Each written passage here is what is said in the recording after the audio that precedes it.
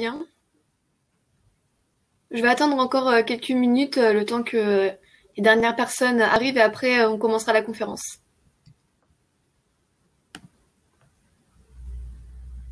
Vous pouvez écrire dans le chat, il me semble.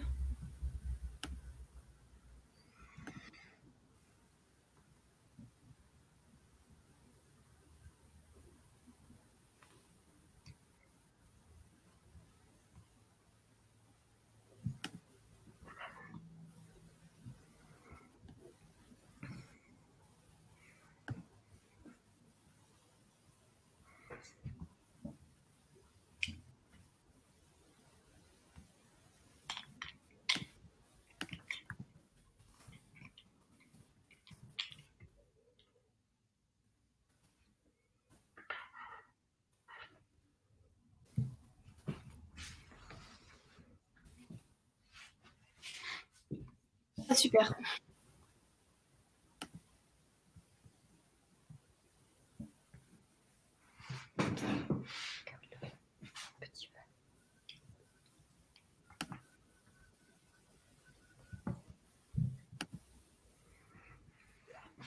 Ok, bah, je vois que tout le monde nous entend, donc je pense qu'on peut démarrer la conférence. Alors bonjour tout le monde, bonjour les étudiants de PSB et vous. Aujourd'hui on va parler de la musique, de l'électromusique, plus du côté French Touch. Et pour ça, j'accueille alors Pascal et Eric Perruchot qui vont nous parler de cette catégorie musicale en particulier. Donc je vous laisse vous présenter et expliquer aussi votre métier, ce que vous faites dans la vie. Bonjour tout le monde. Bonjour. Tu nous présentes? Oui.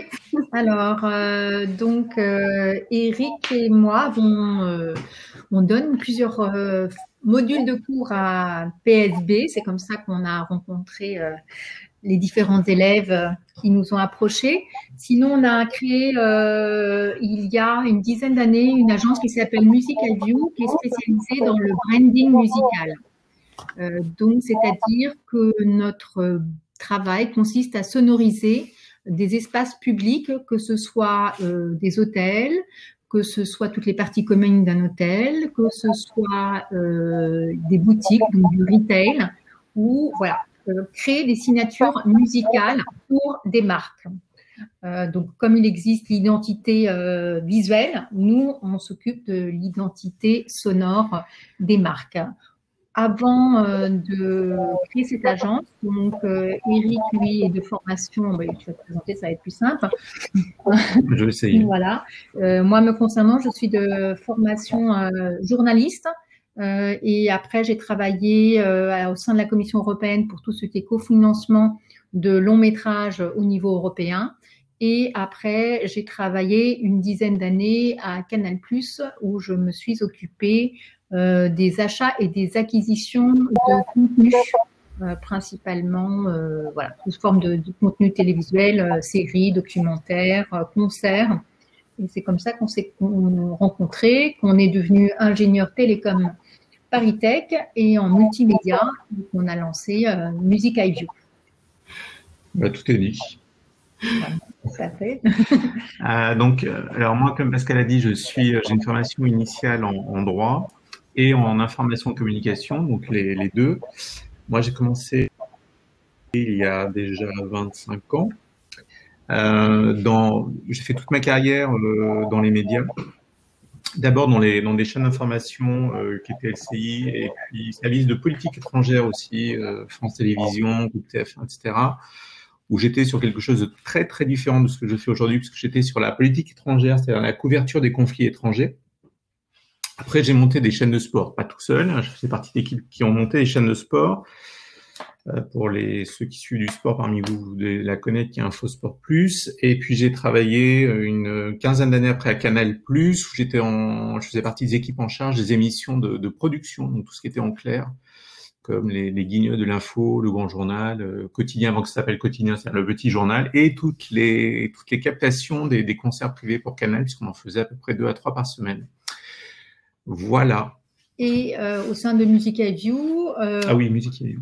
Eric est le directeur artistique, donc spécialiste de la musique, alors que c'est pour ça qu'il va beaucoup nous parler ce soir de son expertise, alors que moi je suis en charge du développement et du marketing. Donc, on est assez complémentaires et c'est pour ça qu'on va intervenir à deux ce soir.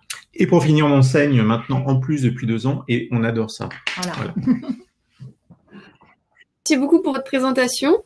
Je tenais à préciser, du coup, pour les étudiants, vous pouvez poser vos questions s'il y en a qui vous viennent durant la conférence, parce qu'il va y avoir beaucoup de choses qui vont être dites. Et on répondra à la fin, du coup, à toutes vos questions. Il y aura un moment d'échange entre nous. Donc, n'hésitez pas à poser des questions durant la conférence si vous en avez. Et on répondra tout à la fin. Alors, je vais partager mon écran et donc avec un document PowerPoint.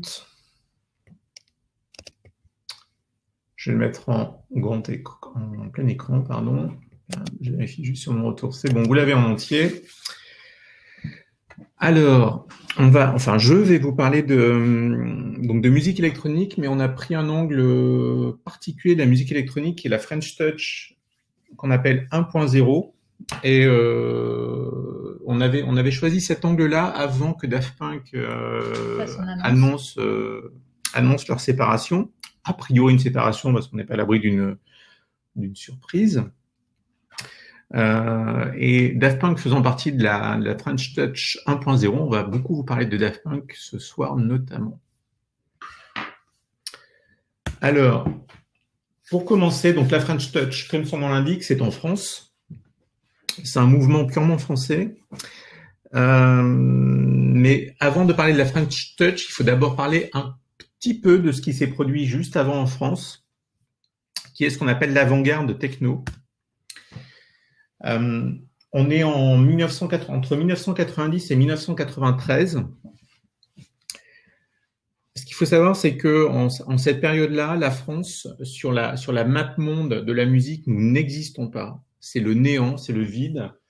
Les anglo-saxons, c'est-à-dire essentiellement britanniques et américains, en sont restés à Charles Trenet, Édith Piaf, et Maurice Chevalier et Yves Montand.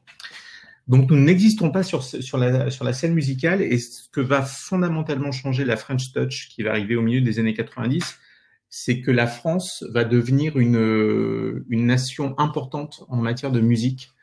Et aujourd'hui actuellement, si autant de DJ français, de musiciens arrivent à s'exporter en France, de France vers l'étranger, c'est parce qu'il y a eu la French Touch au milieu des années 90 et que toutes les musiciennes et musiciens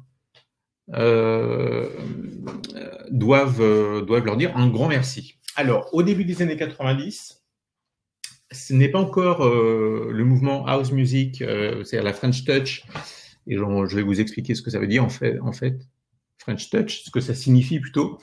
Donc, on est sur la partie techno, et donc c'est le mouvement des rave parties, et les rave parties très rapidement, c'est parti de Londres, du nord de Londres, du très très au nord de Londres, c'est-à-dire l'Hacienda, qui était basée à Manchester United, notamment. Alors pourquoi je dis Manchester United? J'aurais pu dire Manchester City aussi, mais en l'occurrence, les fans qui ont monté l'Hacienda, les musiciens dont je vais vous parler, étaient des fous furieux de Manchester United. Mais bon, des mancuniens. L'Hacienda, vous la voyez en haut à gauche, c'est un grand bâtiment, tout en rond comme ça, qui était à la fois une salle de concert, une salle d'exposition, un bar et surtout une boîte, une discothèque. On n'appelait pas ça encore un club. Et l'idée de l'Hacienda, quand ça a été monté par un groupe qui s'appelle New Order, avec leur label qui s'appelle Factory Records, l'idée c'était de transposer dans le nord de l'Angleterre ce que New Order, les membres de New Order avaient vu et vécu à New York à la fin des années 70, surtout début des années 80, au Studio 54 à New York. C'est-à-dire la grande discothèque disco justement du début des années 80 et qui est à l'origine du clubbing moderne. Donc ils montent cette discothèque à Manchester et donc ils montent ça en 83 et très rapidement après, c'est-à-dire en 1986, la house et la techno apparaissent. Alors la house, elle apparaît à Chicago et la techno, elle apparaît à Détroit. Et elle traverse l'Atlantique pour arriver directement à l'Hacienda. À cette époque-là, donc à la fin des années 80, à partir de 1987-1988, en Europe, on ne diffuse de la house et de la techno que à l'Hacienda.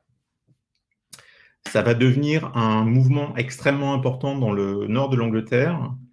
Ça va essaimer et en 1988, on appelle ça l'été de l'amour 1988, qui était vraiment à Manchester, et où pendant tout l'été, ça a été des raves ont été organisés, quasiment pendant 2 mois. Et je fais une parenthèse, l'Hacienda, le concept de l'Hacienda a été transposé l'été d'après, donc en 1989, à Ibiza, et Ibiza est devenu ce que vous connaissez aujourd'hui. Donc ça part de l'Hacienda. Il y a un DJ français qui n'est pas encore un DJ, qui n'est pas encore un musicien, mais qui est un fou de musique, qui va décider de quitter la France pour aller s'installer à Manchester, uniquement pour cette raison-là, parce qu'il a entendu parler de quelque chose absolument énorme qui se produisait là-bas. Et ce musicien, vous le connaissez, c'est le grand-père. Le père fondateur plutôt de la musique électronique moderne française, c'est Laurent Garnier. Et donc Laurent Garnier part là-bas à Manchester où il est serveur dans un bar et très rapidement il débarque à l'Hacienda, il fait rapidement ses preuves et il va devenir DJ résident à l'Hacienda. Et très rapidement là aussi, il décide d'importer ce qu'il a vu en Angleterre, en France, et pendant 4 ans, il va faire des allers-retours incessants entre la France et l'Angleterre. Quand je dis incessants, c'est-à-dire plusieurs allers-retours dans une même semaine. À une époque où les allers-retours, c'était forcément en voiture et en traversée bateau, enfin en ferry, parce qu'il n'y avait pas encore de tunnel sous la Manche. En 90, j'avance un petit peu. En 90, ça j'avance, je reviendrai après. En 90, il débarque en France avec ils reviennent en France en 92-93 plutôt avec quelqu'un qui s'appelle, vous voyez l'image, qui est Manu Cassana. Manu Cassana, peu de chance que vous en ayez entendu parler. C'est à lui qu'on doit la première organisation de rave party en France et à Paris.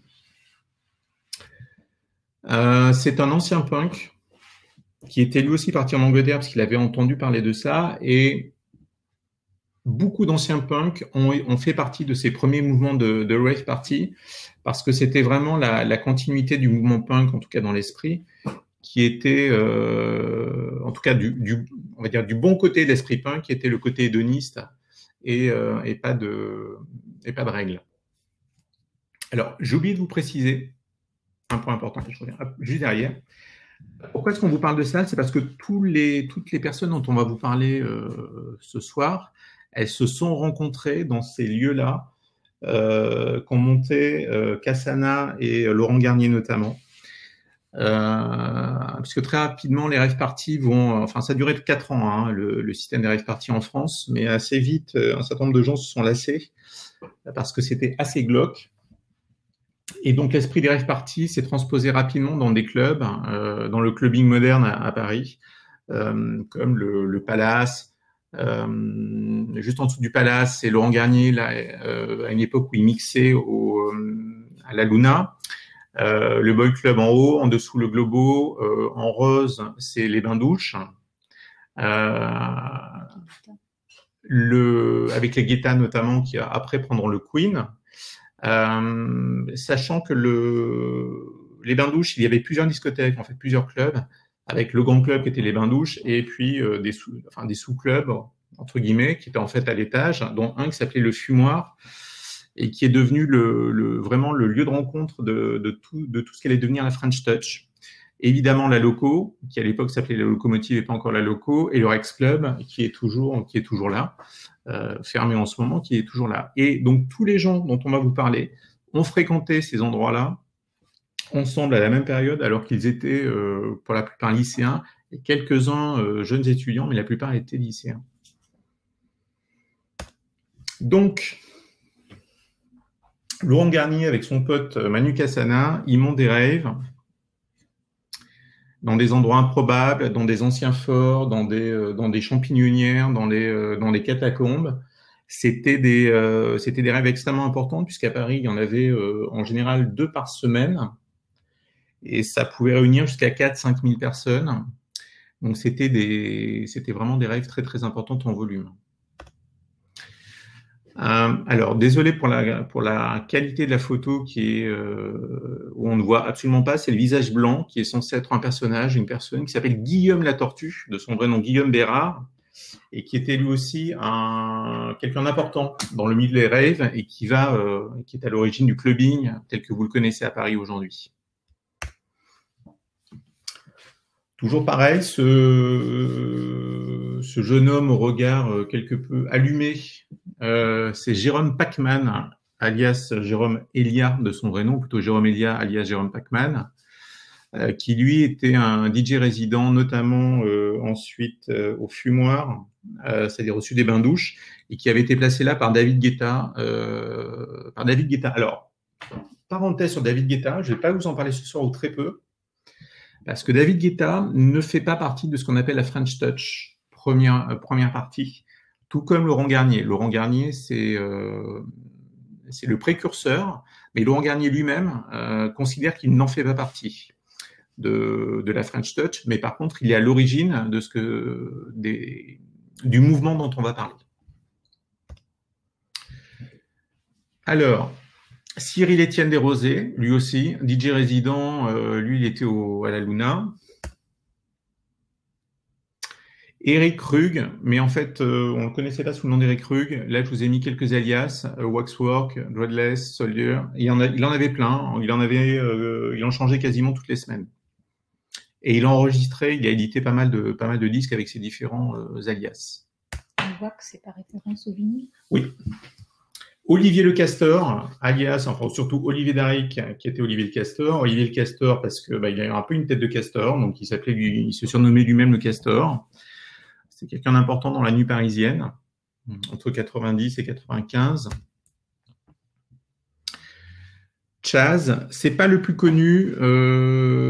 En revanche, il a été important en coulisses, puisqu'il a participé à la création d'un label dont on va parler dans quelques instants, dont on va même parler maintenant tout de suite, qui est F Communication, qui existe toujours. Et le monsieur qui était à l'origine de F Communication, c'est lui, c'est Eric Morand, tout jeune, hein.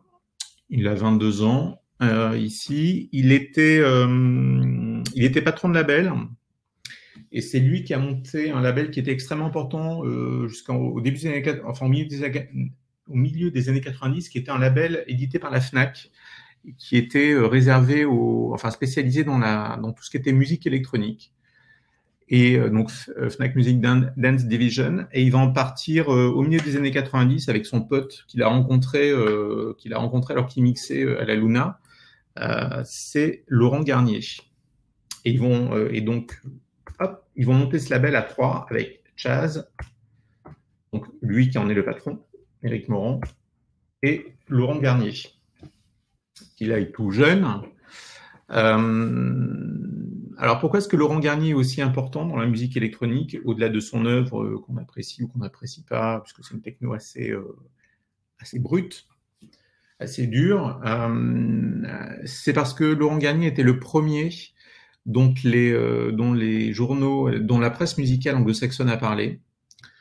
C'est étonnant d'ailleurs, avec une certaine ironie, qu'il soit français. D'ailleurs, il n'arrêtait pas de répéter, enfin, il n'est pas tout à fait français puisqu'il a commencé à mixer à Manchester. Donc, voilà. Parce que, encore une fois, ça peut paraître assez dingue aujourd'hui, mais vraiment pour les anglo-saxons, on était vraiment considérés comme des très, très mauvais en musique. Il faut dire que la scène musicale française, jusqu'au milieu des années 90, il suffit de regarder ce qui était dans les premières positions du top 50, donc notre Billboard national, c'était assez affligeant.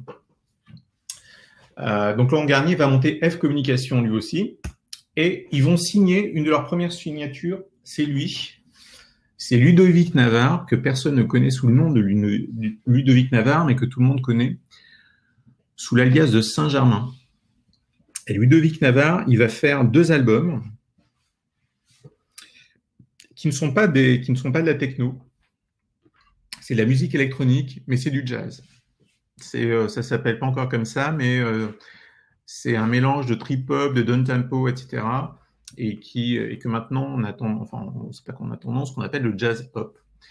Et avec son premier album, Boulevard et le deuxième Touriste, c'est 2 cartons mondiaux, sauf en France. Et on parle de lui dans le monde entier, et notamment dans la presse spécialisée, et dans le NME, qui est le New Musical Express, qui est vraiment la Bible musicale au Royaume-Uni, Melody Maker, enfin, etc., etc. Donc c'est à partir de là, la scène électronique française commence à exister. On est en 94, donc on parle déjà de 2 personnes, pardon, c'est Laurent Garnier et Ludovic Navarre. Et surtout le déclencheur qui fait que les labels vont s'intéresser aux jeunes artistes français, c'est lui. Donc maintenant, on va rentrer dans le vif du sujet et vous parler de la French Touch. Alors la French Touch, en fait, c'est pas juste des musiciens. Ce sont des musiciens, mais c'est surtout la rencontre entre des artistes qui pouvaient être musiciens, énormément de designers, de graphistes, de réalisateurs, d'actrices, d'acteurs, de producteurs. La French Touch, c'est tout ça. Et et des stylistes aussi, puisque le monde de la mode s'est très vite intéressé à ce mouvement. Et c'est ce bouillonnement culturel qui fait que la French Touch est devenue ce qu'elle est devenue. Et pourquoi elle est aussi mythique aujourd'hui encore, même si dans l'espace-temps, ça a été assez restreint. Les influences de tous ces jeunes gens dont on va parler, qui sont maintenant des quadras bien avancés, voire des jeunes quinquas, tous sont des enfants des années 80. Ils ont tous donc grandi dans les années 80. Et là, on vous a fait un petit mood board qui vous donne l'esprit de leurs influences. C'est-à-dire qu'ils étaient autant influencés par la musique que par le cinéma, que par le clubbing. Donc à l'image, vous voyez, bon, évidemment Star Wars, pas besoin de développer, merci. À l'extrême droite de l'écran Albator, ils étaient absolument fous de manga, ce qui expliquera pourquoi Daft Punk, quelques années après, avec l'album Discovery, ira à Tokyo pour réaliser le film Interstellar. Pas Interstellar, je vais me dire une bêtise, Interstellar est diffusé ce soir, ça va me revenir.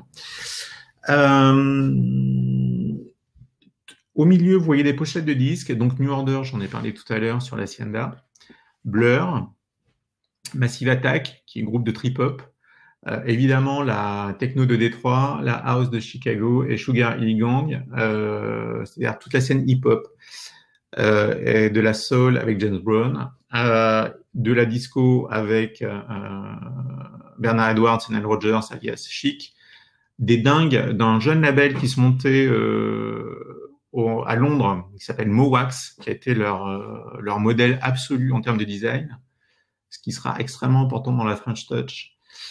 Et surtout, ce qui est intéressant de noter là, c'est la diversité de leur goût en matière musicale. C'est-à-dire que les pionniers de la scène électronique française de l'ère moderne étaient autant fans de musique électronique que de dance music, que de hip-hop, de rock ou de soul. Ils avaient vraiment de multiples influences et des goûts très divers.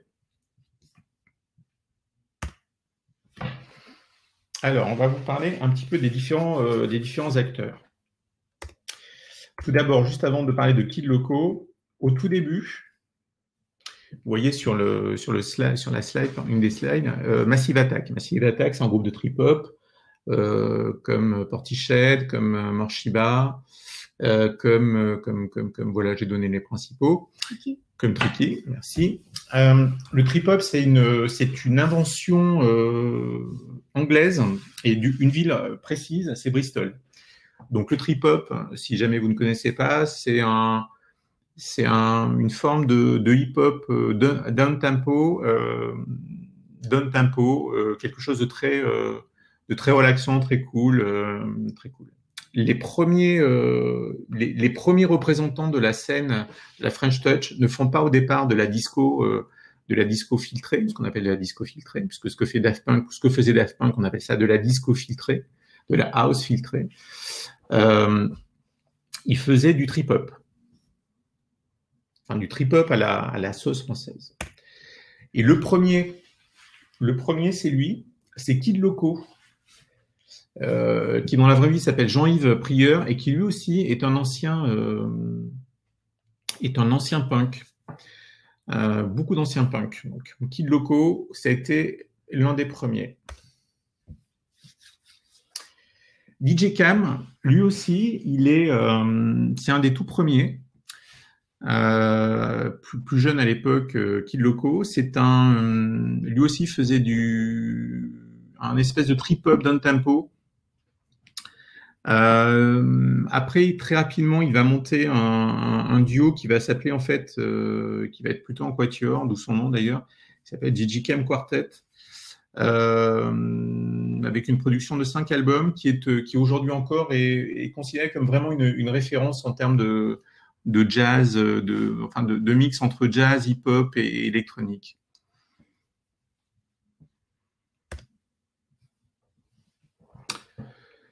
Alors, eux, c'est vraiment par eux que ça a explosé. Juste avant, donc eux, ce sont on va dire l'introduction, les deux personnes qui étaient juste avant. Eux, ça va vraiment être le développement. Donc R, c'est Nicolas Godin, et Jean-Benoît Dunkel, qui sont des Versaillais. C'est important de préciser. Qui était très ami, surtout Nicolas Godin, avec quelqu'un qui s'appelle Étienne de Crécy, lui-même Versaillais. Ils étaient ensemble dans la même classe. Et tous ces gens-là, dont on parle, R, Daft Punk, Phoenix, parce que Phoenix, c'est pas l'électronique, mais on les met dans la case French Touch, et on va vous expliquer pourquoi. Tous ces gens-là, celui qui allait devenir Bob Sinclair, etc., etc. Tous ces gens-là se connaissaient, et se connaissaient très bien puisqu'ils étaient lycéens ensemble dans les deux mêmes lycées. Enfin, dans les trois mêmes lycées, pardon. 2 à Versailles et 1 à Paris. Donc, ils étaient tous potes ensemble depuis qu'ils avaient l'âge de 13 ans à peu près, et faisaient de la musique. Tous avaient un rêve, sans exception, ils voulaient tous être des rockstars. Ils ne voulaient pas faire de la musique électronique, ils voulaient être des rockstars. Les premiers, ou quasiment, qui vont percer, c'est Nicolas Godin et Jean-Benoît Dunkel, avec leur duo qui s'appelle R.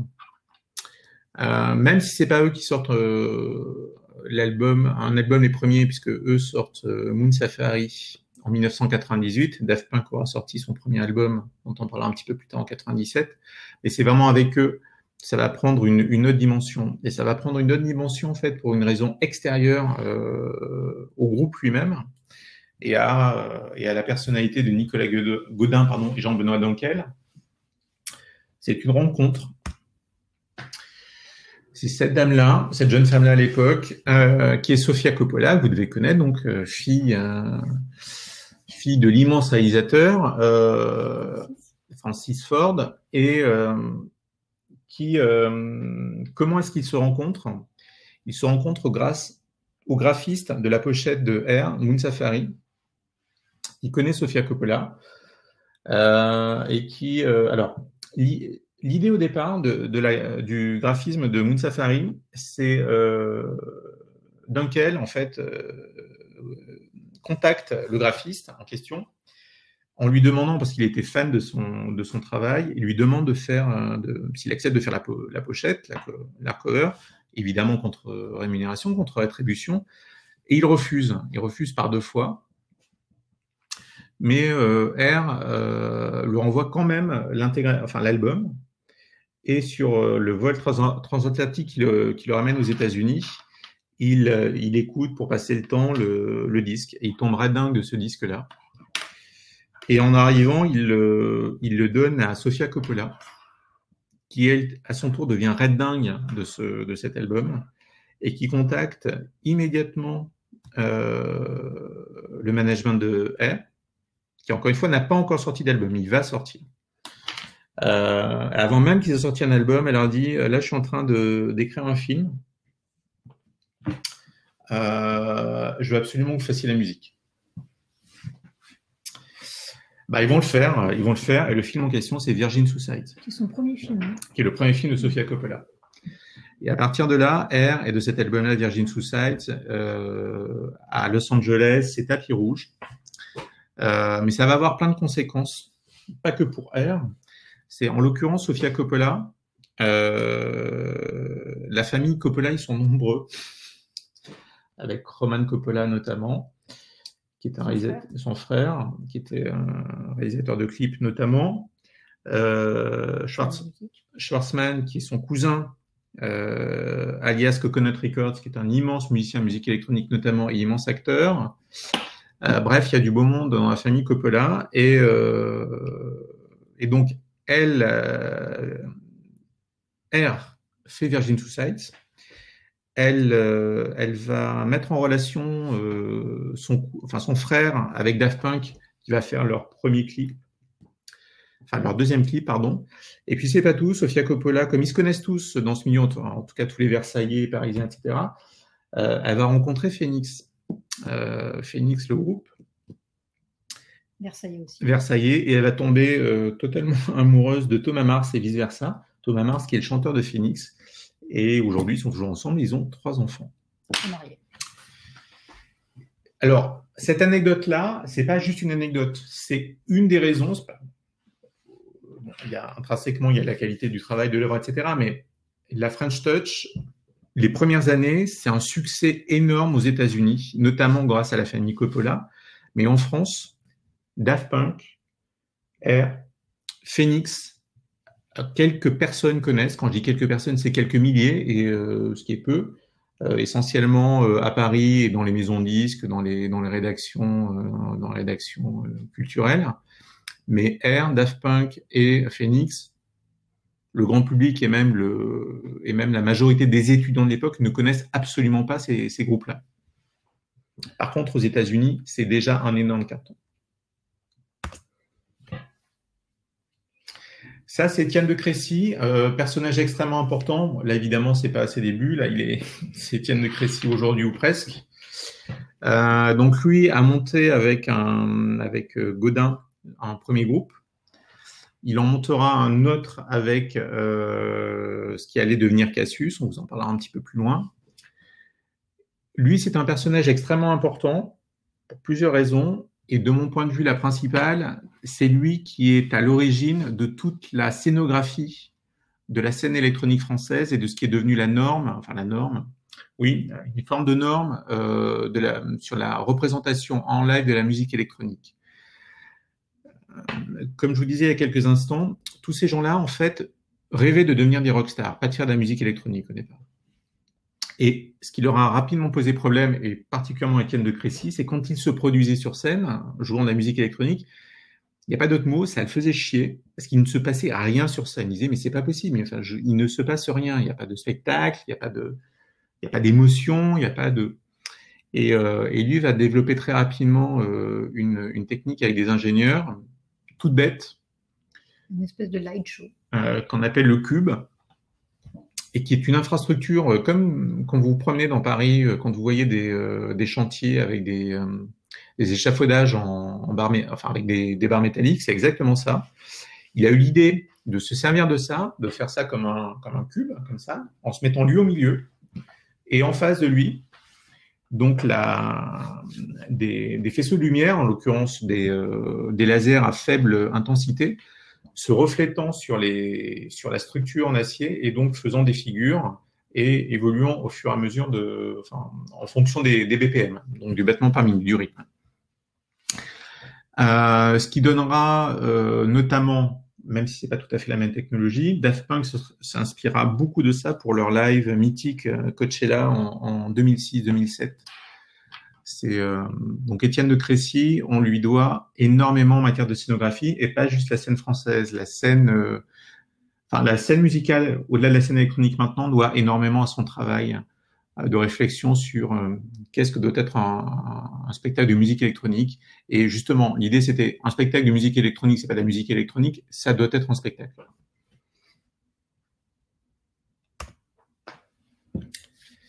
Alors, là c'est à nouveau Étienne de Crécy en haut, mais là jeune. Donc c'est à l'époque. Et en bas c'est Philippe Zdar, d'Isdar. Eux, tous les deux, ils ont créé Motorbass. Alors, Philippe Zdar, c'est quelqu'un, lui, d'extrêmement important, encore plus qu'Étienne de Crécy. On va monter crescendo à chaque fois. Philippe Zdar, lui aussi, c'est pas du tout un musicien électronique au départ. Il faisait du hard rock, rien à voir. Et il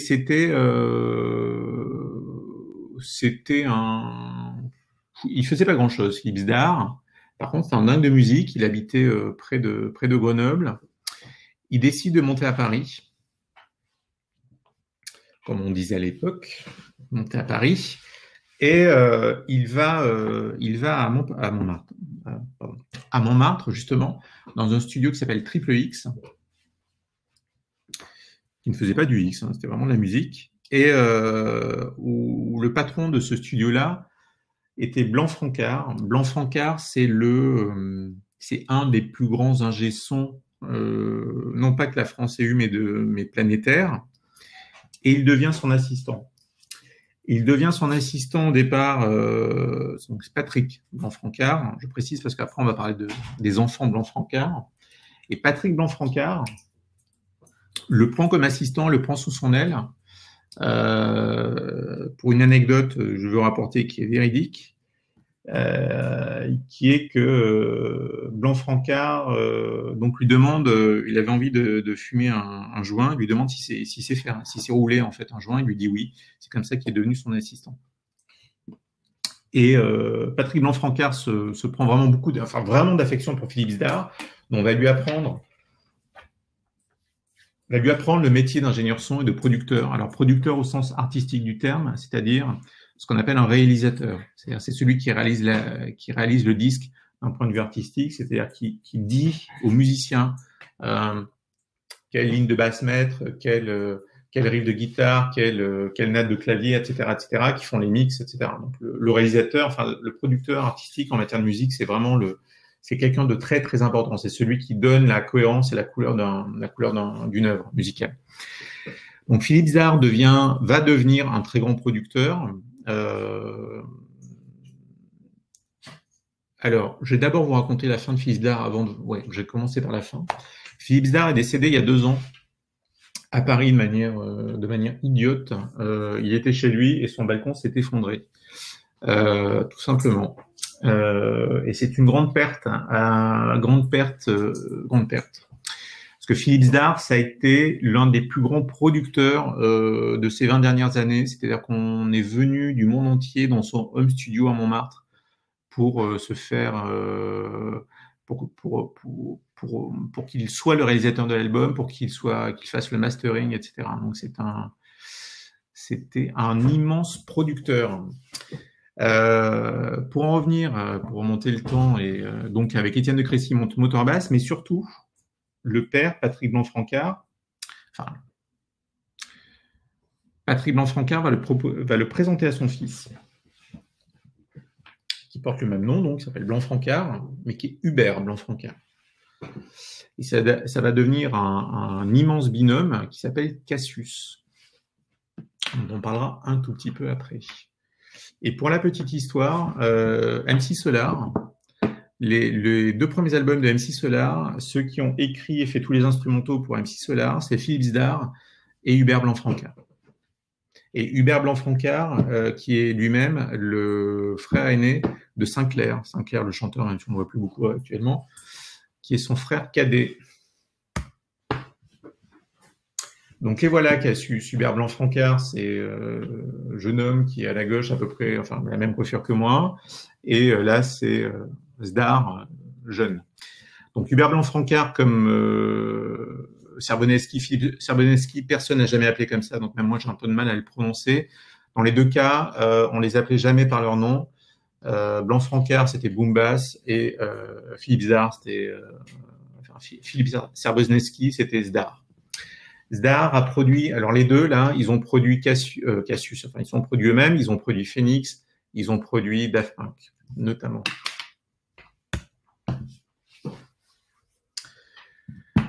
DJ Gregory, lui donc moins connu, c'est normal, il n'a pas fait grand-chose. En tout cas, il n'a pas produit grand-chose. Par contre, c'était quelqu'un d'extrêmement important en coulisses et qui a souvent fait le lien et les connexions entre les futurs Daft, oui, les Cassius, les Phoenix et consorts.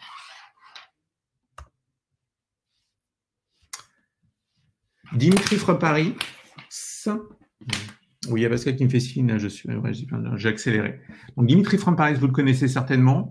Donc lui, c'est un personnage important aussi, puisque c'est lui qui a conseillé Cassius, c'est-à-dire Philippe Zdar et Hubert Blanc-Francard, donc Boombas, sur leurs premiers enregistrements, et sur ce qu'ils devaient faire et la couleur qu'ils devaient donner.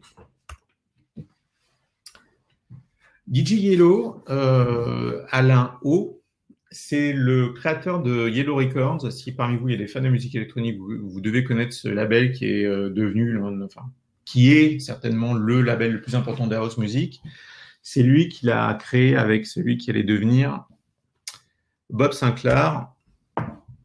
En l'occurrence, lui, Christophe Lefriant, qui, pour la petite anecdote, on vous l'a mis en bas sur Gym Tonic. Gym Tonic, c'est le titre qui a fait exploser sa carrière sur son premier album. Alors, avant de faire des disques, Bob Sinclair, c'est surtout le co-créateur de Yellow Records, donc c'est un gros producteur.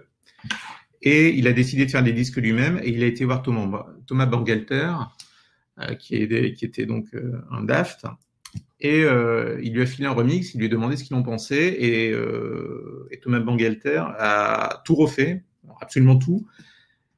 C'est devenu Gym Tonic, et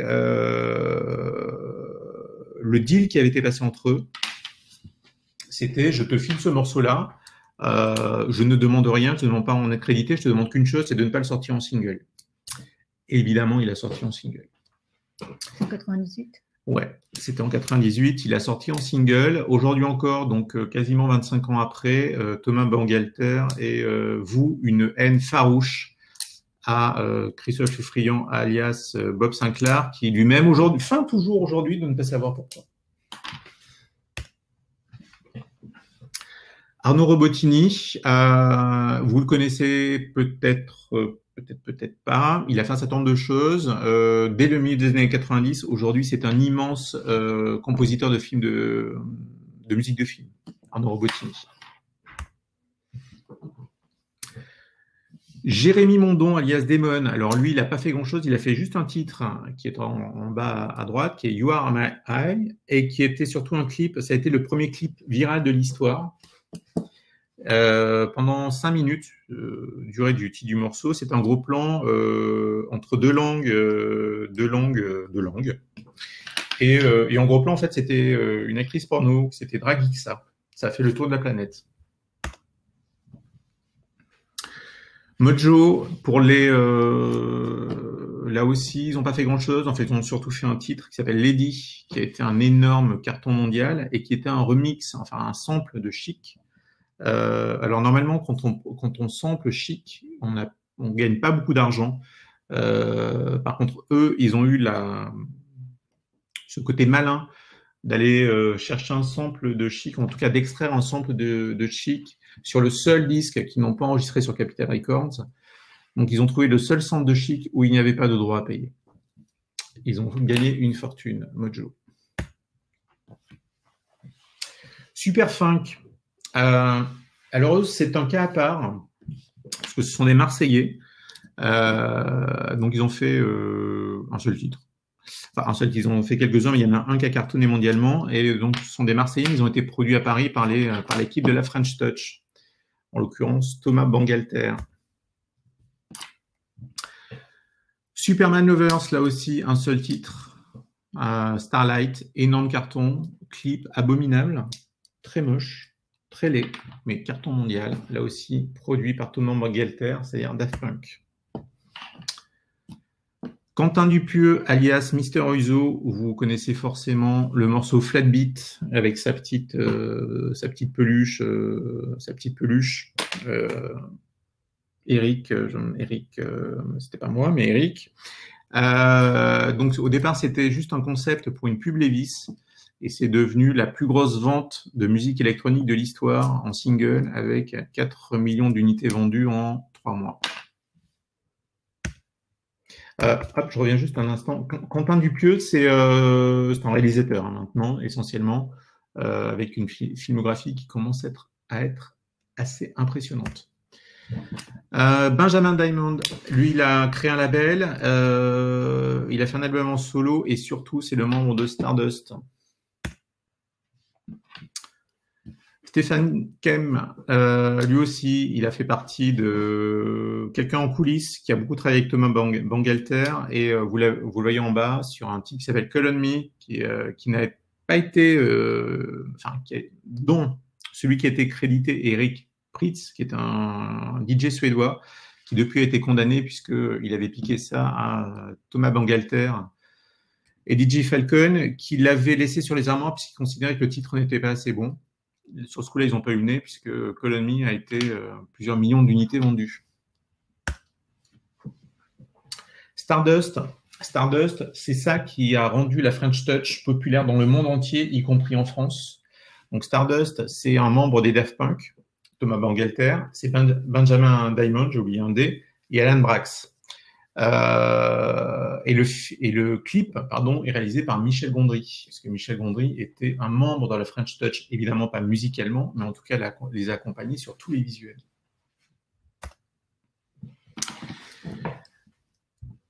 Bon, là, on va parler de Daft Punk un peu, parce qu'on n'en a pas parlé. Il est déjà moins le cas, c'est ça? Ah, ouais. Donc, Daft Punk, vous devez connaître un petit peu beaucoup maintenant, là, depuis 2 semaines, où on parle en boucle de Daft Punk. Daft Punk, au départ, c'est ce groupe-là, qui est Darlene, avec Guy Manuel de Homem Christo, Thomas Bangalter, dont j'ai déjà parlé plein de fois, et Laurent Brankovic, à droite. Laurent Brankovic, il va devenir le guitariste de Phoenix. Il va créer Phoenix avec notamment Thomas Mars. C'est pour ça que Daft Punk et Phoenix sont aussi proches depuis aussi longtemps. Et régulièrement, d'ailleurs, Daft Punk a fait des apparitions sur scène avec Phoenix sans que les gens dans le public ne sachent que c'était Daft Punk. Et par contre, inversement, Daft Punk faisait souvent intervenir sur scène les musiciens de Phoenix. Et ils sont encore aujourd'hui très proches. Donc Darlene, ils ont sorti un seul morceau qui a été un bid total.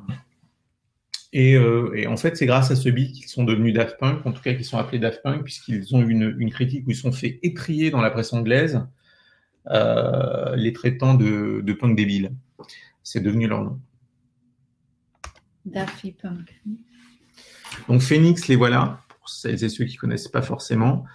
Dave Darcy, Brankovic, Christian Mazalet et Thomas Mars, donc à droite, qui est donc le mari, l'époux de Sofia Coppola. Phoenix aux États-Unis, c'est un groupe énorme.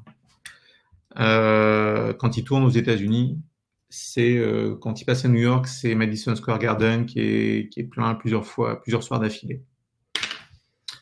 Si vous n'avez jamais vu Phoenix en concert, quand les concerts vont reprendre, en général, ils passent à Paris tous les 2-3 ans.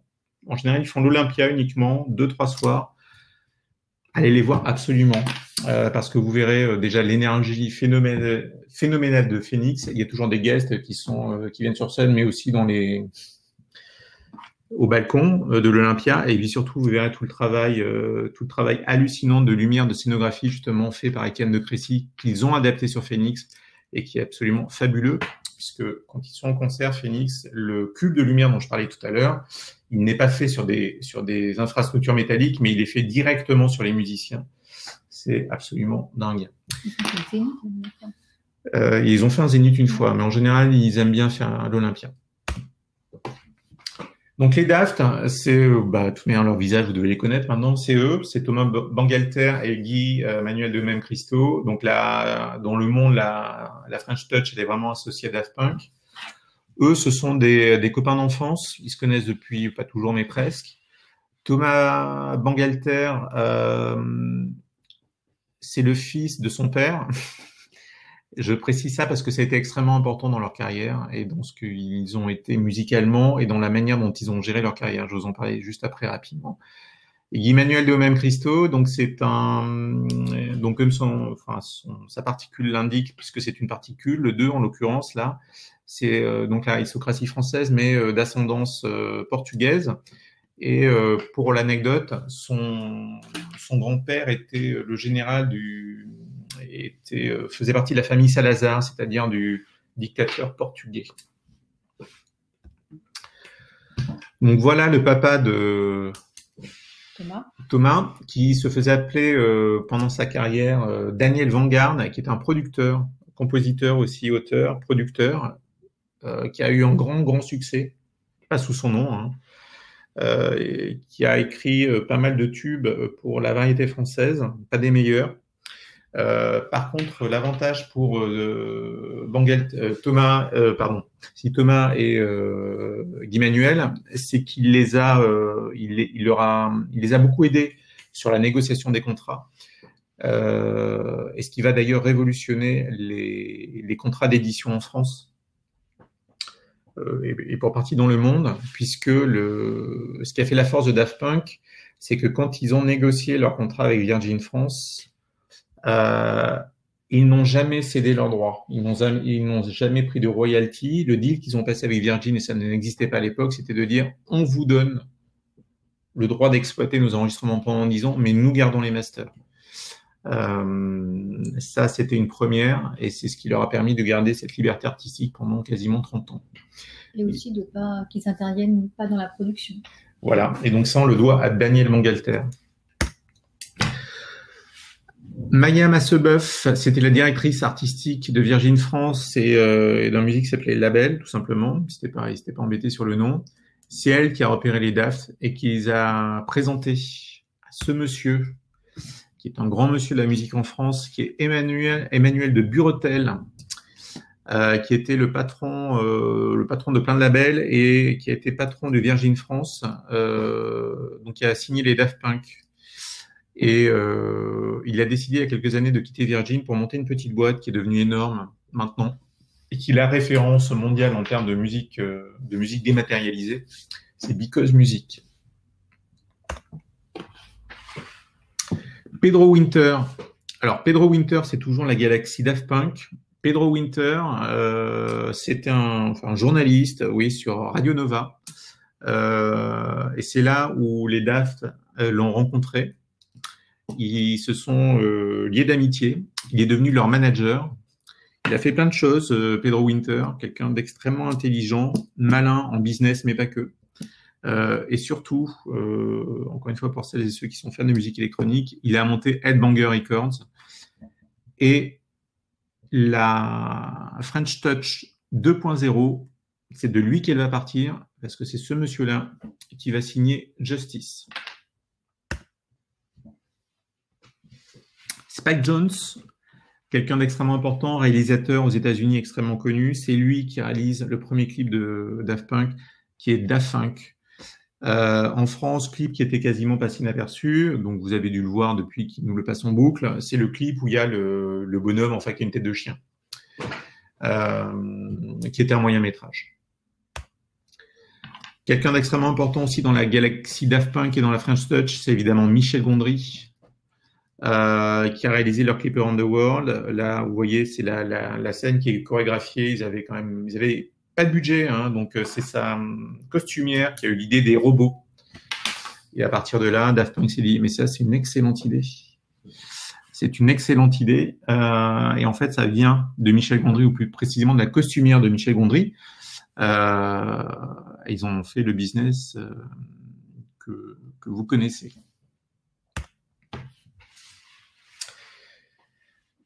Très rapidement, là on va pas vous faire une discographie sélective, il y aurait trop de choses à dire, mais en tout cas, c'est vous montrer les visuels. Pour la French Touch, les visuels sont extrêmement importants.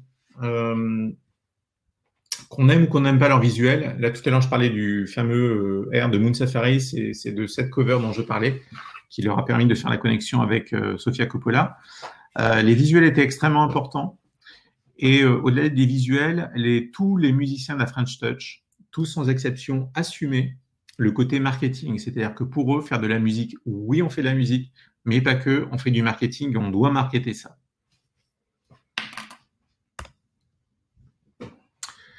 Pour les plus mordus d'entre vous, parce que le son de la French Touch, c'est la technique. Pas que, mais c'est la technique. C'est tout ça. C'est tout ça. C'est une partie de ça, parce qu'en fait, vous avez fait quelques slides, il y en avait, je crois, une quarantaine uniquement là-dessus. Donc, je me suis calmé.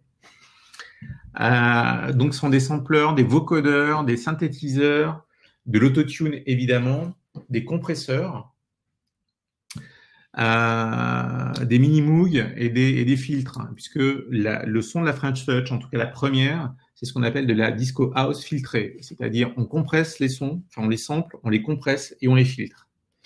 C'est-à-dire qu'on met des effets dessus. Ce que va faire la deuxième French Touch, donc Justice, ça va être le contraire. Eux, ils vont compresser à mort, mais ils vont pas la filtrer. Donc la French Touch, aujourd'hui, on en est à la 2 points, on en est même à la 4.0. Évidemment, les plus connus, c'est Justice. Mais voilà, on a Kavinsky, on a Pilowski, on a Sébastien, on a Yuxek, Parawan, Club Cheval, Brodinski.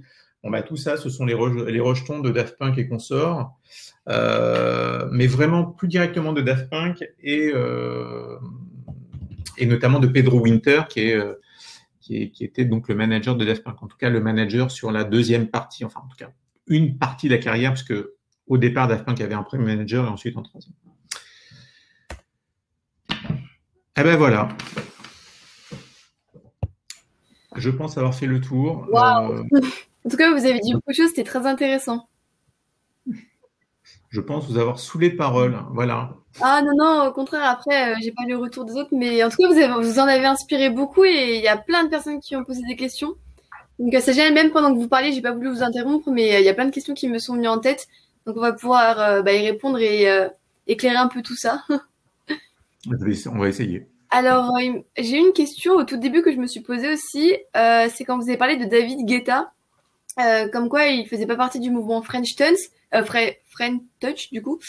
Et du coup, il y a une personne qui s'est demandé si c'était à cause de ses collaborations avec des artistes américains ou pour d'autres raisons. Non, c'est qu'en fait, il s'est mis au départ, David Guetta composait, hein, c'est un musicien, mais il s'est arrêté de composer très vite. Et c'était son association avec son épouse, Cathy Guetta, donc on appelait les Guetta, qui étaient les rois de la nuit parisienne, notamment, mais aussi à Ibiza. Et donc pendant quasiment 15 ans, il s'est vraiment concentré sur ça, sur l'organisation de soirées, sur l'événementiel. Et il est venu à la musique, enfin il n'est revenu à la musique qu'au milieu des années 2000, avec on va dire la French Touch 2.0, sachant que David Guetta lui-même dit qu'il se considère pas vraiment comme un musicien électronique, mais plutôt comme un musicien pop. D'accord, j'espère que ça a répondu du coup à la question. Ensuite, voilà, et du coup après il y a une question qui est ça, comme quoi les Daft Punk avaient fait aussi plein de feats avec des artistes américains, mais qui sont considérés comme faisant partie de la French Touch. Donc en fait, je pense que ça n'a rien à voir. David Guetta, lui, comme vous l'avez dit, enfin c'était autre chose, quoi. Ouais, alors après, un musicien, au-delà des musiciens électroniques et de la French Touch, les musiciens depuis toujours aiment bien faire des feats et après, on peut pas forcément toujours, enfin, associer ces feats avec un courant musical. Si on prend l'exemple de Daft Punk avec The Weeknd, est-ce que ça reste encore de la musique électronique? D'accord, oui, je vois. Ensuite, Il y a une question du coup, parce que parfois j'ai pas les noms des personnes, je sais pas pourquoi. Mais du coup, il y a une question de Antoine Billard qui a demandé quelles étaient les plateformes de diffusion de ses musiques. Parce que du coup, à l'époque, il n'y avait pas forcément du coup toutes les plateformes numériques qu'on a aujourd'hui comme YouTube, etc. Donc principalement, comment les musiques étaient diffusées et souvent comment du coup on découvrait ces artistes à l'époque. Alors, disquette informatique. Les petites disquettes toutes pourries où on mettait, qui avaient un stockage, je crois, 1 ou 2 mégas maximum. Donc, c'était super compressé, c'était super mauvais. Et puis, c'était des vinyles pressés qui étaient distribués directement auprès des DJ et qui eux-mêmes faisaient tourner. Ah d'accord, donc c'était vraiment à base de ça que la musique se partageait. Oui, oui, tout à fait. C'était vraiment très artisanal. Il n'y avait pas aussi des diffusions à la radio Si, mais cette musique-là, jusqu'au début des années 2000, quasiment, c'était une musique underground qui n'était pas diffusée en radio. D'accord. Les seules radios qui diffusaient, c'était à l'époque, c'était Radio FG et Nova. Et à l'époque, Radio FG et Nova ne diffusaient que sur Paris. Mais du coup, j'ai une question. Comment vous expliquez le fait que ça a eu un tel succès, par exemple les Daft Punk, c'est par le bouche à oreille ou c'est au fur et à mesure Oui, alors c'est à la fois le bouche à oreille et puis c'est la magie de la pop culture en général. C'est la pop culture, quel que soit le mouvement, ça part, mais toujours d'un mouvement underground et ça finit par devenir énorme. D'accord. Si on prend un parallèle avec une influence forte et revendiquée qui est la musique disco, c'est devenu quelque chose d'intemporel et que tout le monde apprécie ou plus ou moins, mais c'est devenu un phénomène intemporel. Mais au départ, la disco, ça ne concernait qu'un bloc de Manhattan qui était aux alentours de Times Square et qui concernait essentiellement la communauté gay de Times Square. Donc c'était vraiment très ciblé. Et la disco est devenue ce qu'elle est devenue. Et pour la French Touch, c'est un peu pareil, ça concernait à peu près 3000 personnes à Paris. Et c'est devenu mondial. Je pense aussi qu'il y a aussi peut-être eu le fait que du coup il y avait les discothèques aussi, peut-être les Daft Punk ont dû faire plusieurs apparitions dans la discothèque et les rêves pas. Enfin, du coup après, je pense que la musique elle s'est diffusée aussi comme ça. C'est les personnes qui allaient en discothèque et qui découvraient aussi ces DJ. Oui, mais ils étaient connus sur Paris, les Daft, Cassius, etc. Mais ils étaient essentiellement connus en club et en discothèque. C'est-à-dire qu'ils étaient connus au Bain-Douche, ils étaient connus au Queen, ils étaient connus au Palace. Mais quelqu'un qui habitait à Bordeaux, Marseille ou Lyon, il était peu probable qu'il en ait entendu parler, sauf si il était venu passer un week-end à Paris. Après, ce qui a permis à ce mouvement de devenir énorme, ce que je disais, c'est via R et la rencontre avec Sofia Coppola. Sofia Coppola, ça a été un déclencheur pour cette scène-là. Les relations. Après, j'ai une question de Félix qui demande alors, Michel Gondry, il a commencé sa carrière en réalisant des clips de la French Touch, du coup, ou pas? Oui. D'accord, bon, du coup, il a bien compris. Et Michel Gondry, au départ, c'est pas un réalisateur, lui-même était musicien et faisait. Difficile de qualifier ses musiques. C'était du punk approximatif. Mais au départ, c'est un musicien, Michel Gondry, qui est venu à la réalisation assez vite. Mais c'est un dingue de musique au départ. D'accord. Ensuite, j'ai quelqu'un qui demande si la trip-hop, ça ressemble un peu à de la grime. Alors, je sais pas ce que c'est la grime, peut-être que vous pouvez m'éclairer. Mais la personne doit connaître du coup. Alors, la trip-hop, ou le trip-hop plutôt, non, c'est du trip-hop. Alors, est-ce que je peux écrire dans le chat peut-être? Oui, bien sûr, vous pouvez écrire. Même Okay. s'il y a des questions que vous trouvez pertinentes, vous pouvez y répondre, les soulever directement. Alors, le plus simple, pour se faire une idée du trip-hop, c'est d'aller sur une plateforme comme Spotify ou Deezer et Portishead.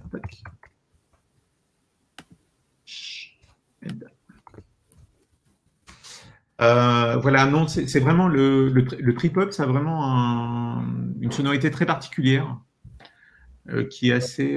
J'ai oublié le principal, pardon. Massive Attack. Oui. Il y a un côté un peu dépressif. D'accord. Mais et puis aussi un autre, aussi un ancien punk, mais qui lui n'était pas à Bristol, mais à New York. Et là aussi, paradoxe, ça a été inventé à Bristol, mais c'est devenu un succès mondial à trip-hop. de New York grâce à un type qui s'appelle Moby. Moby, il a fait un album, il a fait plusieurs albums, et dont un en 98 qui s'appelle Porcelaine et Coup de génie marketing. Donc c'est un ancien punk lui aussi, décidément beaucoup d'anciens punks, et qui a eu l'idée plutôt que d'aller voir une maison de disques pour se faire signer, qui a réalisé entièrement son album et qui a été voir une agence de pub en faisant écouter le potentiel de son album, et tous les titres avant d'être signés étaient déjà synchronisés sur des pubs par des gros annonceurs. D'accord. Du coup, est-ce que vous pouvez expliquer, enfin, si vous savez vite fait, qu'est-ce que c'est la grime? J'en suis pas capable. Ah, d'accord. Donc, je pense que la personne doit le savoir. Et donc du coup, concernant les Daft Punk en précision, il y a une personne qui a demandé pourquoi avoir utilisé des robots en fait comme costume au tout départ en fait comme un peu une sorte de logo de leur groupe en fait. Enfin, Alors les Daft, ils n'utilisent les robots, ils n'utilisent pas les robots au début. Hein. oui, Les Daft Punk, alors officiellement là depuis qu'ils sont séparés, on dit 93 2021. Bon, c'est un peu gentil, moi j'irais plutôt 97 ou 96 2021. En fait, ils utilisent les robots à partir de 2001. d'accord. Et entre 96, c'est-à-dire enfin, leur premier single, il est sorti en 95. Donc, entre 95 et 2001, ils n'ont pas du tout le look de robot. Par contre, ils ne montrent déjà pas leur visage. Ils ont des masques. Et les masques ils ont des masques qui varient. Ils peuvent avoir des masques de chiens, des masques de fées. C'est chaque fois des masques qu'ils achètent au dernier moment avant d'aller faire une interview. Et donc, c'est à partir de 2001 et du clip, enfin, quand ils tournent le clip avec Gondry, ils ont l'idée de développer un personnage, en fait, un petit peu comme ce qui avait été fait dans les années 70 et début des années 80 avec un groupe de hard rock qui s'appelle Kiss, qui était caché derrière des maquillages dont ils étaient fans. L'idée, c'était le même, de créer des personnages comme ça, mais c'est venu après, c'est pas venu dès le début. Il y avait une vraie envie en fait de garder plus ou moins leur anonymat derrière en cachant leur visage Totalement. derrière des masques, enfin des casques en l'occurrence. D'accord. Totalement. Et Thomas Bangalter, notamment, qui est donc parmi les deux. Donc, en fait, sur les images, quand ils sont robots, Thomas Bangalter, c'est le plus grand. Il y en a un qui est vraiment plus petit que l'autre. Bangalter, c'est le plus grand. Lui a toujours eu un vrai problème avec la notoriété et même le fait de se produire sur scène. Ça a toujours été une vraie souffrance pour lui. Comment ça, une souffrance? Ça le mettait mal à l'aise. Ça le mettait mal à l'aise et ça pouvait le rendre malade physiquement. D'accord, donc en fait, il y avait un réel besoin de vouloir se cacher, en fait. Tout à fait, oui. C'est le trac. Pour faire un parallèle, ancien mais connu sur le sujet, c'est Jacques Brel. Jacques Brel, toute sa carrière, chaque fois qu'il montait sur scène, en coulisses, il vomissait. Ah oui, donc ça voulait pas dire parce qu'ils étaient connus qu'il n'y avait pas ce trac en fait énorme avant de monter sur scène. Ouais.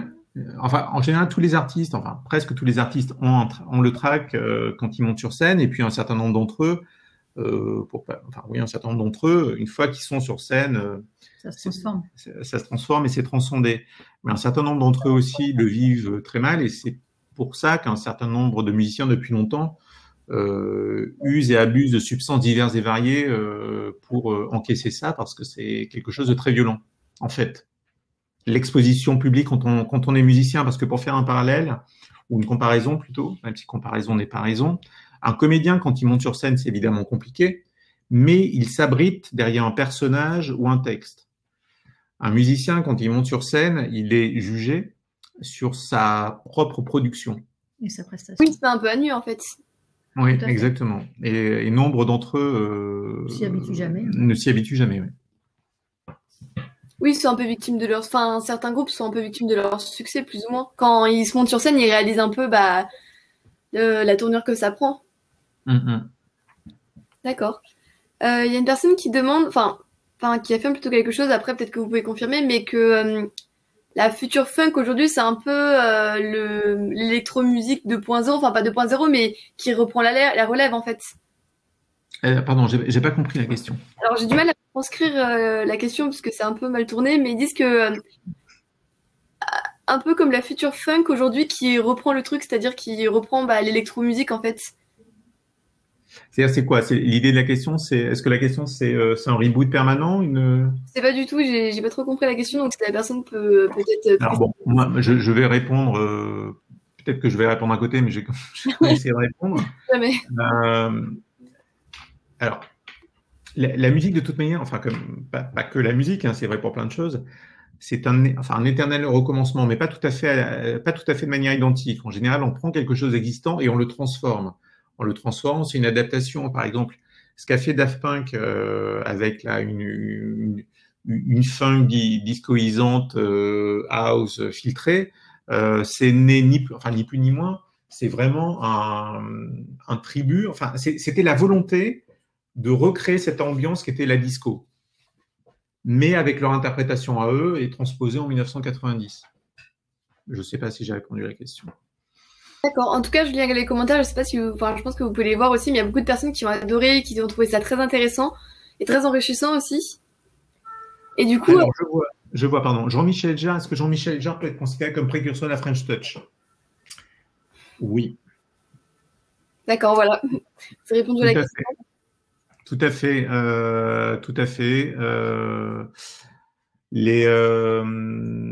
Alors, Jean-Michel Jarre, il fait partie, lui, des précurseurs, comme comme d'autres Français, et un encore plus ancien qui s'appelle Pierre Henry, qui est un musicien classique, qui a été parmi les premiers à fabriquer des instruments, parce que ce que je n'ai pas précisé, les Daft non, mais certains parmi la French Touch le faisaient aussi, mais historiquement, les musiciens électroniques, les premiers, comme Jean-Michel Jarre, comme Giorgio Moroder, ils en parlent, Daft Punk dans l'album. Hop, j'ai un trou. Dans leur dernier album, où c'est un long interview de Giorgio Moroder, qui est un des précurseurs de la musique électronique moderne et du disco. Ils n'étaient pas juste musiciens, ils fabriquaient leurs instruments. C'est-à-dire qu'ils étaient aussi informaticiens, électroniciens. C'était des fous furieux. Donc Jean-Michel Jarre, oui, c'est tout à fait. Il fait partie des gens qui les ont influencés. Oui. Du coup, par rapport à la relève en quelque sorte de la French Touch électromusique, il y a quelqu'un qui demande si le minimal house et la tech house française actuelle peut être considérée comme la future de la French Touch. C'est vraiment deux styles différents et on faut les séparer, ou on peut peut-être considérer comme une sorte de relève. Alors, en tout cas, ce qui est certain, c'est que depuis maintenant, depuis presque 30 ans déjà, la France, enfin Paris en particulier, est devenue une des capitales mondiales de la musique électronique, enfin des musiques électroniques, parce que la musique électronique, c'est un petit peu comme la musique classique ou le jazz. C'est un mot valise qui intègre une multitude de sous-genres. Et donc, pour répondre à la question, oui, ça en fait partie. Aujourd'hui, Paris était, parce que bon, depuis un an c'est compliqué, mais était en train de détrôner Berlin à ce niveau-là, oui. Donc oui, ça en fait partie, oui. Mais de la même manière, je reviens à ce que je disais au tout début, c'est originellement, ceux qui ont inspiré les Daft Punk et consorts, c'est vraiment les premiers dingues de techno en France. Et musicalement, si on écoute de la techno, surtout celle du début des années 90, et ce qu'ont fait les Daft après, ou Cassius, etc., musicalement, à l'oreille, ça n'a rien à voir. Et pourtant, il y a une filiation directe. Alors, du coup, je lis un peu les questions et je vois qu'il y en a plus trop. Mais pour finir sur une note très actuelle, et d'ailleurs, c'est une question dont je m'étais posée. Mais à votre avis, ça c'est vraiment votre avis personnel, mais vous en pensez quoi un peu de la fin des Daft Punk? Est-ce que vous avez des suppositions sur leur séparation, ou qu'est-ce que vous en pensez? Alors, oui, comme en train de me souffler Pascal, très justement, le clip qui a été diffusé, donc la vidéo quasi promotionnelle qui a été diffusée pour annoncer leur séparation, c'est pas une vidéo qu'ils ont tournée ces dernières semaines. C'est un film qu'ils ont tourné il y a déjà presque 15 ans. Ah bon, ça je savais pas. C'était pour l'album Human After All, c'est-à-dire leur troisième album, qui a été d'ailleurs un insuccès commercial et qui était très mal perçu aussi par les critiques, enfin très mal compris, voilà. Et donc dans ce film-là, ils mettent déjà en scène leur fin. Donc quand on sait ça, il y a C'est C'est compliqué. C'est compliqué justement d'interpréter ça. Est-ce que ça veut dire que c'est la fin de Daft Punk, des personnages robots? Est-ce que c'est la fin des Daft Punk? Alors leur attaché de presse a dit oui, mais bon, l'attaché de presse a dit ce qu'on lui dit de dire. Donc, est-ce que chacun va continuer de son côté? Est-ce qu'ils ont décidé d'arrêter la musique? Est-ce que à titre personnel, j'ai du mal à imaginer que les deux arrêtent la musique.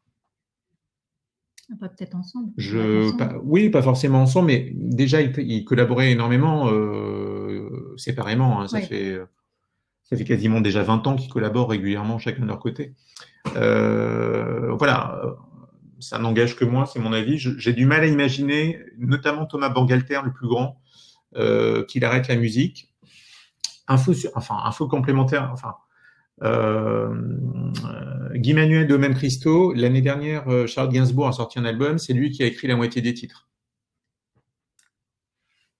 Ils ont fait la musique de film aussi? Trône. Ouais, ils font la musique de film aussi. Donc, ils font plein de choses. J'ai vraiment du mal à imaginer que Ils ont fait un film d'animation, ils ont fait plein de choses. Donc, moi, je pense qu'ils continueront. Après, sous quelle forme, je sais pas. Oui, en gros, ce que vous dites, c'est que c'était un peu prémédité, mais les Daft Punk, chacun de leur côté, vont pas arrêter la musique si brutalement que ça.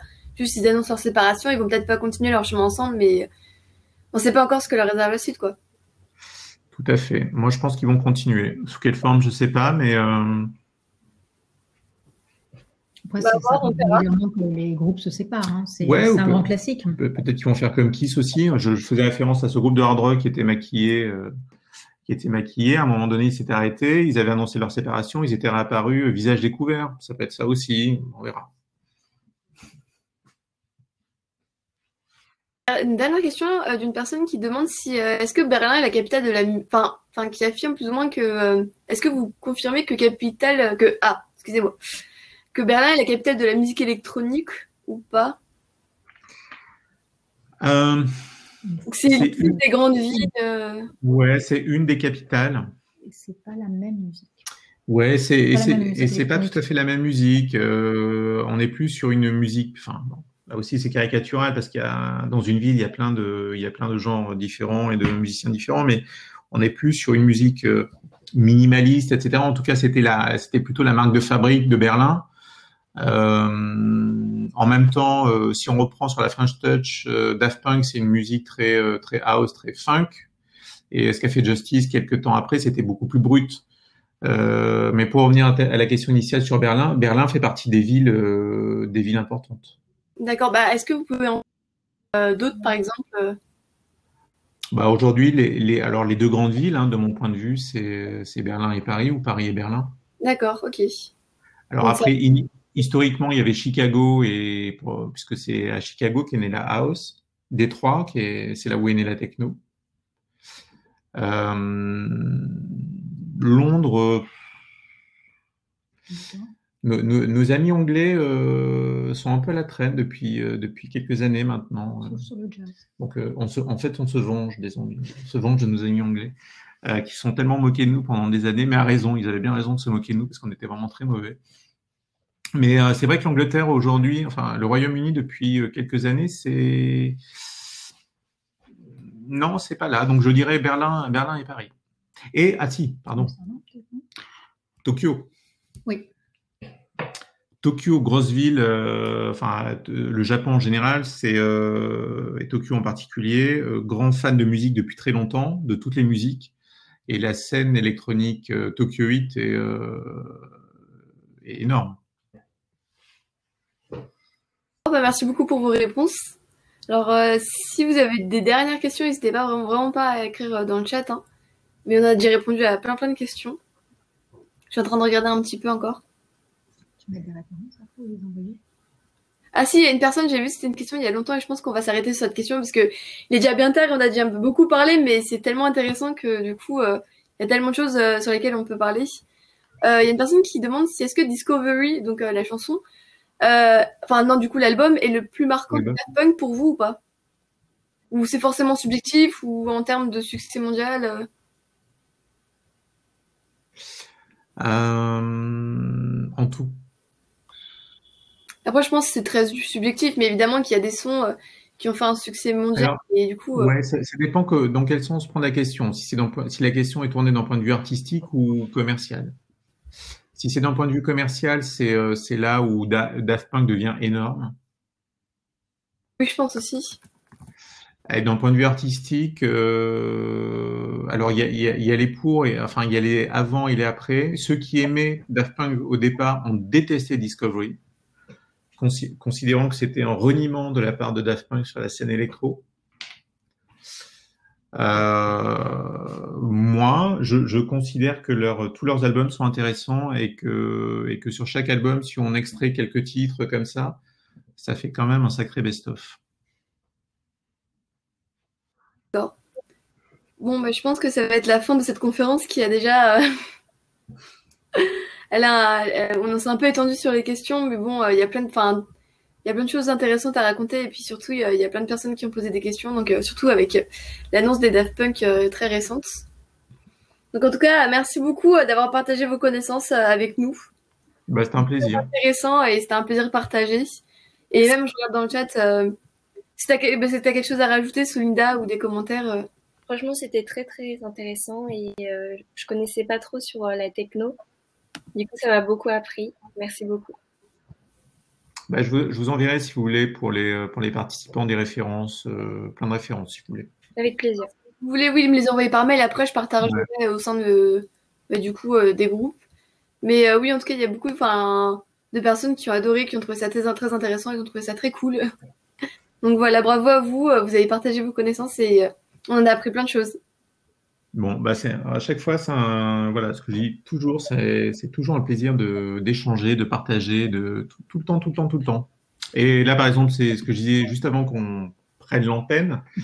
On apprend tous les jours, et donc là, je vais aller chercher du côté de donc la Grimm. Bah voilà, comme ça, vous aussi, vous en apprenez. C'est génial. On n'arrête jamais d'apprendre. Oui, c'est ça. C'est comme on en parlait tout à l'heure, on apprend toute notre vie. En fait, même si on a une grande connaissance, on apprend par les élèves et aussi, du coup, nous, on apprend par vous. Bon, voilà, je pense que c'est la fin de cette conférence. Merci beaucoup d'être venus si nombreux parce que, vous n'avez pas du coup le compteur, mais on est monté jusqu'à 120. Ouais, 125, c'est déjà bien, tu vois. Surtout... Heureusement que je l'ai pas su, parce que sinon j'aurais traqué. Non, faut pas se mettre de la pression, vous n'allez pas commencer à avoir le track comme Jacques Brel ou les Daft Punk. Non, je vais quand même pas vomir sur mon clavier, ça le ferait pas. Mais il y avait beaucoup de personnes, c'était génial, des fans comme des personnes qui étaient juste là parce qu'ils connaissaient pas et ils voulaient découvrir. D'ailleurs, c'était le cas de moi et Solida. Donc voilà, merci beaucoup d'être venus, d'avoir pris merci à vous pour votre invitation. Mais avec plaisir, vraiment. J'ai direct pensé à vous, je me suis dit ça pourrait être intéressant justement d'aborder ce sujet-là. Il y a des personnes qui disent qu'ils aiment beaucoup vos interventions. Ça, c'est des personnes qui ont assisté à vos séminaires. Hein. Ah, j'ai pas vu. Merci beaucoup. Ça me. Je suis en train de rougir, ça se voit pas. Mais... Oula, attention, je vais vous donner le track. Non, c'est très gentil. La plupart des personnes qui sont ici, c'est souvent des personnes qui ont assisté à vos conférences et je pense que s'ils sont revenus, c'est parce qu'ils ont adoré ce que vous avez partagé. Donc, et surtout des passionnés aussi de musique. Mais la musique est un sujet quand même passionnant, donc ça. On se retrouve entre passionnés. Voilà. Du coup, avec plaisir de refaire des conférences avec vous à l'avenir, s'il y en a parce qu'on a fait qu'un sujet, mais il y a tellement de sujets possibles. Donc, les étudiants, si vous avez d'autres sujets sur lesquels vous voulez parler, soumettez-les nous et ce sera avec plaisir qu'on fera une conférence. Oui, avec grand plaisir. Avec grand plaisir. On peut parler des heures. Hein. Malheureusement, les conférences, c'est une plage horaire de 1 heure à 1h30, mais oui, du coup, avec plaisir pour refaire des conférences.